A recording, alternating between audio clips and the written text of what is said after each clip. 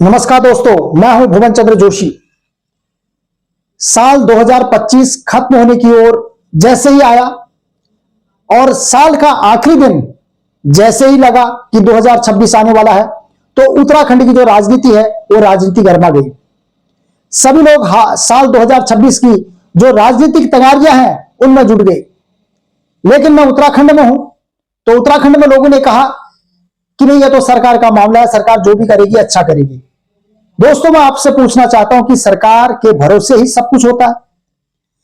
जो आम जनता है, जो आम जनमानस है उत्तराखंड का, अगर उसको यह पता नहीं होगा कि 5 साल के अंदर सरकार ने कितने काम किए और कितने काम अभी पेंडिंग हैं और कितने काम आगे कुछ होने वाले हैं जिनमें उम्मीद जताई जानी चाहिए, लेकिन 5 साल के अगर आंकड़न, अगर इसका समीकरण देखें तो लोगों के मन में कोई भी ऐसी दिलचस्पी नहीं है जो सरकार से सवाल पूछे। आम जनता अपने जो ग्रामीण स्तर के लोग हैं, जो छोटे नेता हैं, उन लोगों के द्वारा अपने विधायक को डायरेक्ट अगर मिलने की कोशिश नहीं भी करते हैं, तो जो ग्राम प्रधान से लेकर आजकल जितने भी नेता हैं, ग्राम प्रधान भी पहले पार्टी के नहीं हुआ करते थे, अब सब पार्टी के हैं। चाहे ग्राम प्रधान हो, चाहे आपका ब्लॉक प्रमुख हो, उसके द्वारा अगर आप किसी विधायक से अगर नहीं भी मिल पाते तो उससे ये पूछ सकते हैं कि अभी तक हमारे जो क्षेत्र का विकास है वो कितना हुआ और कितना अब ये पेंडिंग है।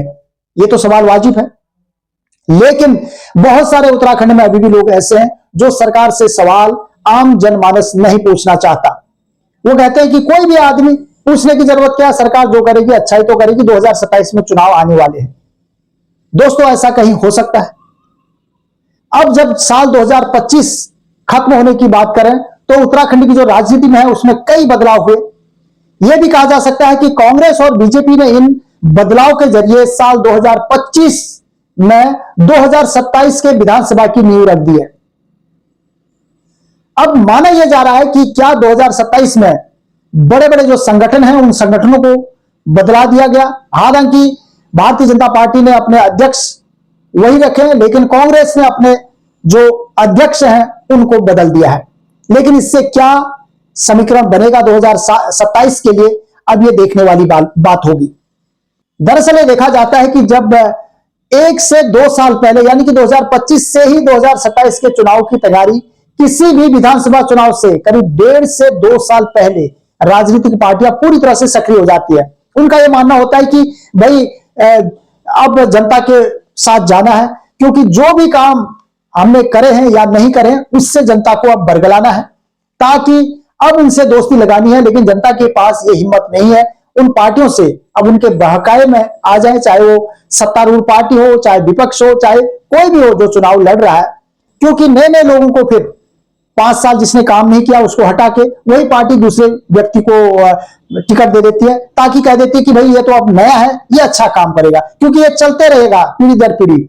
सरकार ने भी सोच रखा कि अगर जो विधायक काम नहीं करता उसको टिकट नहीं दें 5 साल के लिए, और फिर दूसरे नए कैंडिडेट को चुने और उसको टिकट दे दें, और ये कहने लायक हो जाता है कि भाई देखिए उस बंदे ने काम नहीं किया था, उस विधायक ने, अब ये विधायक काम करेगा और इसको वोट दे दीजिए। ये सरल आज का राजनीति में चल रहा है। लेकिन जो आम जनमानस है उसकी ये हिम्मत नहीं है कि भाई आपके जो विधायक जिनको हमने 5 साल के लिए चुना वो उन्होंने काम क्यों नहीं किया और किसने उनको आपने टिकट नहीं दिया, इसलिए उसका बहिष्कार करना चाहिए ऐसे लोगों के लिए, और पूरी तरह से किसी को भी वोट नहीं देना चाहिए। ये राइट होना चाहिए आम कैंडिडेट का, आम जनता का। और इसलिए अब कहा जा रहा है कि चुनाव करीब 1 साल पहले राजनीतिक पार्टियां जो है वो चुनाव के मूड में आ जाती हैं, ताकि चुनाव जीतकर फिर से विधानसभा पहुंच सके। जनता का काम हो नहीं हो, कितना पेंडिंग है और किस तरह से जनता को जवाब देना है, ये सब भूल जाती है। जनता भी भूल जाती है पूछना, जनता भी उनके चुंगल में आ जाती है, उनके कुछ लेन देन की वजह से, उनके कुछ पार्टियों की वजह से, और जनता ये सवाल उनसे नहीं करती है। 2027 में होने वाले विधानसभा चुनाव को मद्देनजर प्रदेश की दोनों मुख्य पार्टियां कांग्रेस और बीजेपी ने चुनावी नींव रख दी है, और जिसके तहत प्रदेश संगठन पर बड़ा बदलाव दिख रहा है नेताओं के द्वारा, और सबको अलग अलग संगठनों में अपनी उनकी जिम्मेदारी सौंप दी है। संगठन छोटे से लेकर बड़े स्तर पर ये बदलाव देखने को मिल रहे हैं, चाहे भारतीय जनता पार्टी में हो चाहे कांग्रेस में हो। कांग्रेस और बीजेपी में संगठन स्तर पर बदलाव जैसे ही बीजेपी भले ही प्रदेश अध्यक्ष है उन्होंने रिपीट किया हो दोस्तों, लेकिन संगठन के जो पदाधिकारी है ना उनको लेकर मंडल स्तर पर दोस्तों बड़ा बदलाव किया गया है। इसी तरह कांग्रेस पार्टी ने भी प्रदेश अध्यक्ष को लेकर जिला और मंडल स्तर पर बड़ा बदलाव किया है और साल 2027 में होने वाले विधानसभा चुनाव से पहले प्रदेश के दोनों मुख्य पार्टियां जिसमें बीजेपी और कांग्रेस है उनके संगठनात्मक बदलाव काफी महत्वपूर्ण माने जा रहे हैं। ऐसा माना जा रहा है कि शायद उनको बदलकर अब नई चीज सामने उभर कर आएगी ताकि वो बीजेपी को टक्कर दे सके, ये मान के अब कांग्रेस चल रही है। दोस्तों चुनावी मैदान में उतरी जब कांग्रेस तो खास बात यह है कि कांग्रेस ने न सिर्फ संगठन में अपना बदलाव किया है बल्कि आगामी चुनाव के लिए मद्देनजर जो समितियां हैं उनका भी गठन कर लिया। इसे राजनीतिक जो जानकार हैं दोस्तों वो ये कह रहे हैं कि इस बात से जोड़कर चल रहे हैं कि कांग्रेस आगामी चुनाव को मद्देनजर पूरी तरह से सक्रिय है और पूरी जी जान लगा देगी इस बार कांग्रेस, ऐसा माना जा रहा है। जो राजनीतिक विशेषज्ञ हैं उनका यह मानना है। क्या इस पर कांग्रेस कितनी खरी उतरेगी ये तो अब वक्त बताएगा, क्योंकि हमेशा ही ये कहा जाता है कि कांग्रेस इस बार अच्छा करेगी, इस बार कांग्रेस में कुछ बदलाव आए हैं, कुछ चेंजेस आए हैं, तो ऐसा हर 5 साल के बाद कहा जाता है, लेकिन अंततः फिर वही बात होती है जो आप देख रहे हैं। कांग्रेस और बीजेपी का जो चुनौती है 2027 में दोस्तों होने वाला जो विधानसभा की जो नींव साल 2025 में रखे जाने के पीछे प्रदेश के दोनों पार्टियों और चुनौती से जोड़कर देखा जा रहा है। इसलिए भी चुनौतीपूर्ण बीजेपी के लिए लग रहा है कि दोस्तों क्योंकि वो लगातार 2 टर्म से सत्ता पर काबिज है और तीसरी बार सत्ता पर काबिज आसान नहीं होगा, ऐसा विशेषज्ञों का मानना है, ऐसा जो वहां के जानकार हैं वो जानकारों का यह मानना है। साल 2027 में विधानसभा चुनाव में बीजेपी सत्ता पर काबिज हुई, लेकिन उसके बाद 2022 में बीजेपी ने मिथक तोड़ते हुए अपनी जीत दर्ज कराई और उत्तराखंड के राजनीतिक इतिहास में यह पहली बार उत्तराखंड की जो हिस्ट्री है उसमें पहली बार दोस्तों ऐसा हुआ जब कोई पार्टी लगातार 2 बार सत्ता में काबिज हुई और 2022 से पहले अब तक एक बार बीजेपी और कांग्रेस जीतती आई है।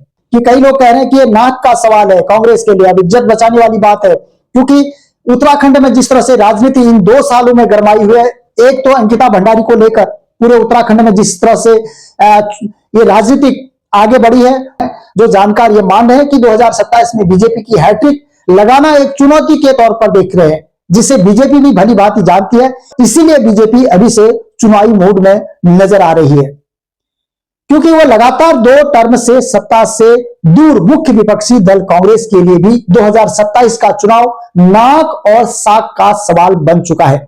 दोस्तों अभी भी आगामी जो चुनाव है जो कांग्रेस ने अभी नींव रखी है 2025 में कि हम 2027 के लिए पूरी तरह से तैयार हैं, ऐसा आपको लगता है? क्या कांग्रेस पूरी तरह से तैयार हो चुकी है 2027 में कि इतने चेंजेस, इतने उन्होंने ब्लॉक स्तर से लेकर तमाम शीर्ष स्थान तक इतने चेंजेस कर दिए हैं, इतने बदलाव लाई है? क्या इस बार कांग्रेस का पलड़ा भारी हो सकता है उत्तराखंड में? यह आपकी राय है। और दोस्तों यहां तक यह भी बता दूं कि हल्द्वानी पहुंचकर कांग्रेस विधायक और पूर्व प्रदेश अध्यक्ष प्रीतम सिंह ने प्रदेश सरकार पर तीखा हमला भी किया। उन्होंने कहा कि भाजपा के पास कोई मुद्दा नहीं है, इसलिए वह मुस्लिम यूनिवर्सिटी जैसे मुद्दों से सांप्रदायिक माहौल बिगाड़ने की कोशिश कर रही है। कानून व्यवस्था पर सवाल उठाते हुए उन्होंने देहरादून में 14 दिन में 4 हत्याओं का भी जिक्र किया और प्रीतम सिंह ने आगे कहा कि 2027 में कांग्रेस मजबूती से चुनाव लड़ेगी और प्रदेश में बदलाव तय करेगी। और वही महिला अपराधों को लेकर भी उन्होंने धामी सरकार को खरी खोटी सुनाई। इसमें आपकी क्या राय है? आप क्या सोचते हैं कि क्या अब कांग्रेस 2027 में पूरी तरह से परिपक्व है या पूरी तरह से अब सत्ता में आने के लायक है? क्या जनता का मूड वो बदल पाएगी? अब यह देखने वाली बात होगी। अभी तक के लिए इतना ही। नमस्कार।